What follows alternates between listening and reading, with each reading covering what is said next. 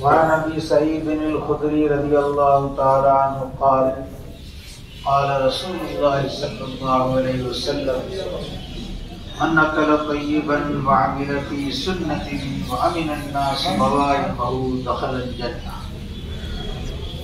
قال رسول الله صلى الله عليه وسلم إن هذا اليوم في الناس لكثير. وقال رسول الله صلى الله عليه وسلم سيكون في قرون بعد او كما قال علیہ الصلوۃ والسلام. میرے محترم بزرگوں اور دوستوں، جب کوئی بات کا کہنے والا بہت ہی وزندار ہو اور جس کی بات نقل کر رہا ہے وہ بھی عظیم ہستی ہو تو آدمی اس کی بات کو غور سے سنتا ہے.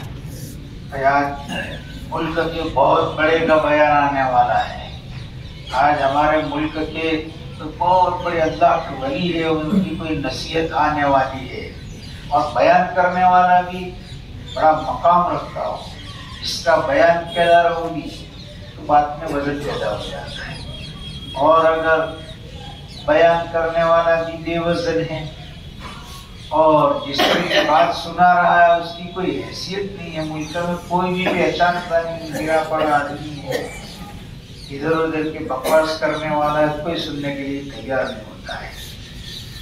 میں نے یہ دنیا میں قاعدہ ہے، میں نے آپ کے سامنے آدم علیہ السلام سے لے کر کے آج تک سب سے عظیم ہستی جن کا نامی نامی اور اسم گرامی حضرت محمد مصطفیٰ صلی اللہ علیہ وسلم نے ان کی بات نقل کی. تو بات ہے سردار دو جہاں اور نقل کرنے والی بھی ہستی ہے، عظیم ہے، حضرت ابو سعید خدری رضی اللہ تعالیٰ عنہ. ترمذی شریف کی روایت ہے، حضرت ابو سعید خدری رضی اللہ تعالیٰ عنہ آپ صلی اللہ علیہ وسلم کو کون نہیں پہچانتا ہے مسلمان، ہم سب آپ کے غلام. یہ غلامی کچی ہے، دعویٰ کر لینا تو بہت آسان ہے، بھئی ہم غلام ہیں، غلامی میں کیا کرتے ہیں، اس میں چوپٹ معاملہ ہے. بہرحال حضرت ابو سعید خدری رضی اللہ تعالیٰ وہ ہستی ہیں کہ آپ صلی اللہ علیہ وسلم کی حدیثیں بہت سے صحابہ بکثرت نقل کرتے ہیں، بعضوں سے کم حدیثیں آتی ہیں، بعضوں سے بکثرت حدیثیں آتی ہیں. ان عظیم ہستیوں میں سے ایک ہستی حضرت ابو سعید خدری رضی اللہ تعالیٰ عنہ بکثرت آپ کی روایتیں نقل کر کر کے امت تک پہنچایا ہے. وہ فرما رہے ہیں اور بات نقل کر رہے ہیں سردار ہو جاتے ہیں. کیا مزندر بات ہے، سونے کے پانی سے لکھیں گے دل میں اتارے، سننے بھی ایسا موقع کہاں ملے گا. انہوں نے فرمایا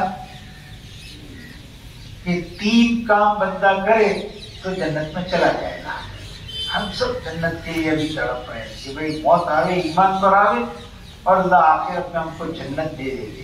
چاہیے سب کو جنت، لیکن جنت والا کام بھی کرنا پڑے گا. اگر سب کو چاہیے بزنس تو تجارت میں لگنا پڑے گا. اگر کھیتی باڑی کی انکم چاہیے تو کھیتی باڑی کرنی پڑے گی. دنیا میں ایک ہی بات ہے. تو آخرت میں جنت چاہیے تو یہ 60-70 سال محنت کرنے کی عمر بھی اس میں جنت والے کام کرنے پڑے گے. اس حدیث میں 3 اہم اور عظیم کام بتائے ہیں.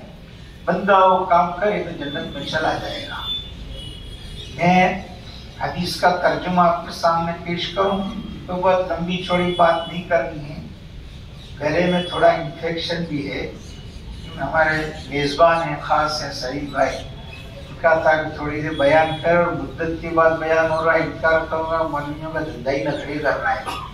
بیان کر لو، ایک حدیث ترمذی شریف کی سنا دو، ایک حدیث بھی کافی ہے، 3 باتوں پر عمل ہو جائے بیڑا پار ہے.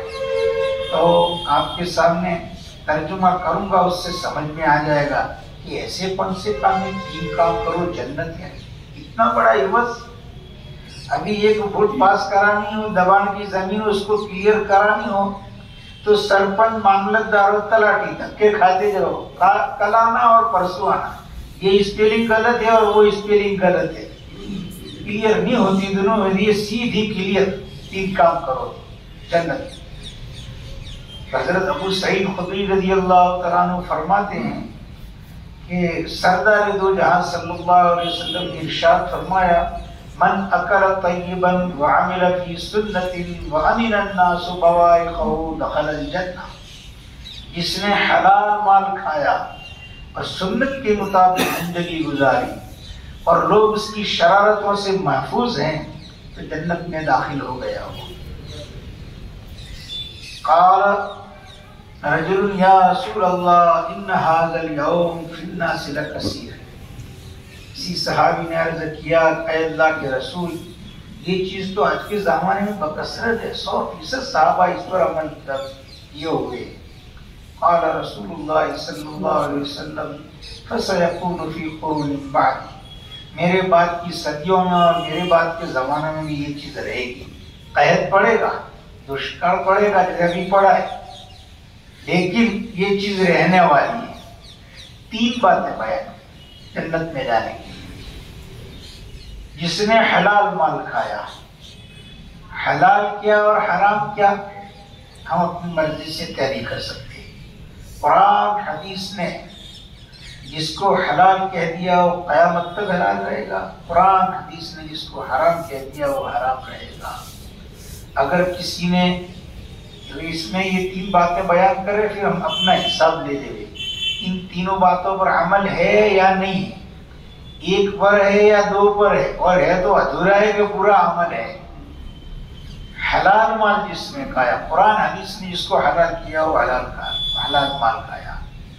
جھوٹ بول کر کے نفع زیادہ کمایا، کسی نے خیانت کر کے جب نفع زیادہ کمایا، ایسے محکمے میں اور ایسے ڈپارٹمنٹ اور ایسے کھاتے میں نوکری اور ملازمت کی کہ جہاں ظلم و تشدد کا پیسہ آتا ہے، وہاں نوکری کی اور انکم حاصل کی، یا حلال ڈپارٹمنٹ میں حلال محکمے میں نوکری کر رہا ہے لیکن تنخواہ سے زیادہ پرجا کا اور پبلک کا خود چوستا ہے، تنخواہ ہے 50,000 روپیے اور کہہ رہے یہ تو اوپر کی انکم ہے، اوپر کی انکم جو ہے ماہانہ کیا معلوم لکھو بلڈنگوں کی بلڈنگیں حرام کی بنا دی، وہ کیا، جھوٹ بول کر کے کمائی، یا اپنے ابا کے مرنے کے بعد وراثت کا بٹوارا نہیں کیا، ترکے کا بٹوارا نہیں کیا، سب اپنے پاس لے لیا اور دوسروں کو نہیں دیا، یہ ساری چیزیں جو ہے حرام ہے۔ اگر ایسا مال کھائے جنت میں آڑ بنے، کب ملے گی خدا جانے، ایمان ہے تو دیر سویر تو ملنے والی، لیکن کب ملے گی خدا خیر کرے۔ تو حلال مال جس نے کھایا، نمبر 2 سنت کے مطابق زندگی گزاری، کھانے میں، پینے میں، رہن سہن میں، معاملات میں، معاشرت میں، گفتار میں، کردار میں، اخلاق میں، عادات میں، عبادات میں، اپنے لوگوں کے ساتھ رہن سہن میں، پرایوں کے ساتھ رہن سہن میں، مسلمانوں کے ساتھ رہن سہن میں اور غیر مسلموں کے ساتھ رہن سہن میں نبی والا طریقہ اپنایا۔ 2 نمبر 3 وَأَمِنَ النَّاسُ بَوَائِقَهُ، اور لوگ اس کی شرارتوں سے محفوظ ہوں، اس کی ایذاؤں سے، اس کی شرارتوں سے لوگ محفوظ ہو، جنت میں جائے گا۔ اب یہ غور کرنا ہے کہ ہماری شرارت سے، ہماری پریشانیوں سے لوگ محفوظ ہیں کہ نہیں۔ ہم رہتے ہیں تو پڑوسی کو رات اور دن گالیاں دیتے ہیں، راحت پہنچاتے ہیں یا ستاتے ہیں؟ ہم رہتے ہیں تو پڑوسی کے گھر کے پاس کچرا پھینک کر کے ستاتے ہیں کہ راحت پہنچاتے ہیں؟ ہم رہتے ہیں تو پڑوسی کے گھر کی طرف پانی پھینک دیا، پانی بند کر دیا، اور قسم قسم کے ستانے کے طریقے اتنی ایجاد ہو گئے، بیان بھی کیا کرے، وہ کرتے ہیں یا راحت پہنچاتے ہیں؟ تو پڑوس دوسروں کو بھی بازار میں، مارکیٹ میں جانتے ہیں، پاس میں دکان والے کو راحت ہے کہ ہم سے تکلیف ہے۔ راستہ چلتے ہوئے راستے میں کس طریقے سے چلتے ہیں، چلنے والوں کو تکلیف ہوتی ہے کہ نہیں ہوتی ہے؟ لوگوں کی غیبتیں کر کر کے اور ان پر غلط بہتان لگا کر کے ان کی عزتیں گراتے ہیں یا ان کی عزت کو بڑھاتے ہیں؟ لوگوں سے خامخواہ کینہ عداوت رکھ کے، کینے عداوت کی باتیں پھیلا کر کے ان کی عزت کو گراتے ہیں یا بڑھاتے ہیں؟ یہ سب شرارتیں ہیں۔ تو یہ 3 کام، اب تینوں کا کسی اور موقع سے آگے ایک ایک بات پر کسی موقع سے تفصیل سے بیان کریں گے۔ حلال مال پر ابھی تو مختصر حلال مال کھایا، زندگی سنت کے مطابق گزاری اور لوگ اس کی شرارتوں سے محفوظ رہے تو جنت میں داخل ہو جائے گا۔ بس اب لمبی چوڑی بات نہیں کرنی ہے۔ حضرت عمر رضی اللہ تعالیٰ عنہ فرماتے ہیں حاسبوا قبل ان تحاسب، اپنا حساب لے لو قبل اس کے کہ میدان محشر میں آپ کا حساب لیا جائے۔ تو ابھی یہ 3 باتوں کا تو حساب لے لیں کہ 100% کلیئر مال میرے پاس آتا ہے یا گڑبڑ سڑبڑ ہے۔ بورڈ لکھ دیا ہے چوکھا گھینا لاڈوا یہاں مل سے، لیکن مکسنگ والے تیل میں بیچ رہا ہے، بورڈ غلط ہے، پبلک دھوکہ کھا کے لڈو لینے آتی ہے، تھوڑی سی اس کے اندر آمیزش ہو گئی۔ چنے کی دال بات تو ٹھیک ہے، لیکن اتنی بھی آمیزش ہو پلیدہ اندر مل گیا ہے، تبھی ہم سوچیں کہ 100% حلال کھاتے ہیں، 100% زندگی سنت کے مطابق ہے، ہماری شرارتوں سے ہماری ایذاؤں سے لوگ محفوظ ہیں کہ نہیں محفوظ ہے؟ تو 50%، 25%، 10% یا 1% بھی نہیں، رات اور دن کس طریقے سے کسی کو تکلیف پہنچے، اور جان بوجھ کے نہیں تو ویسے ہی تکلیف پہنچتی رہتی ہے، کیونکہ عادت برسوں سے پڑ گئی ہے تو چاہتی نہیں تو ستا کرتے ہیں۔ ستانے کی مختلف طریقے، خبر بھی نہیں میں ستا رہا ہوں اور ستا رہے ہیں خاموں کا تھا۔ یہ حساب کریں ہم لوگ، حضرت عمر رضی اللہ تعالیٰ عنہ کس طور پر عمل کریں۔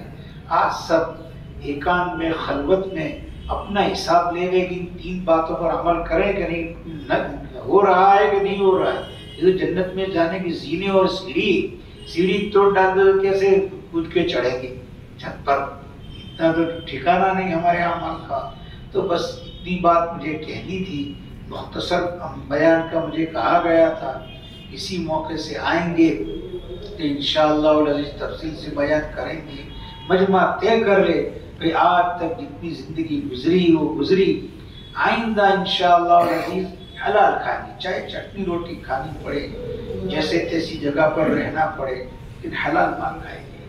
اور یہ طے کرے زندگی اب بقیہ زندگی جتنی رہ گئی ہے پتہ نہیں کتنی رہ گئی، سنت کے مطابق گزاریں گے، اور جتنی نہیں گزری ہے اس کی طرف یہ توبہ کر لیں گے، اور لوگوں کو راحت پہنچائیں گے، شرارت سے لوگ محفوظ رہیں گے، ان کو ایذا نہیں پہنچائیں گے، کیونکہ مسلمان تو کون ہے؟ المسلم من سلم المسلمون من لسانہ و یدہ، مسلمان تو وہ ہے جس کی ہاتھ اور زبان سے دوسرے مسلمان محفوظ رہیں۔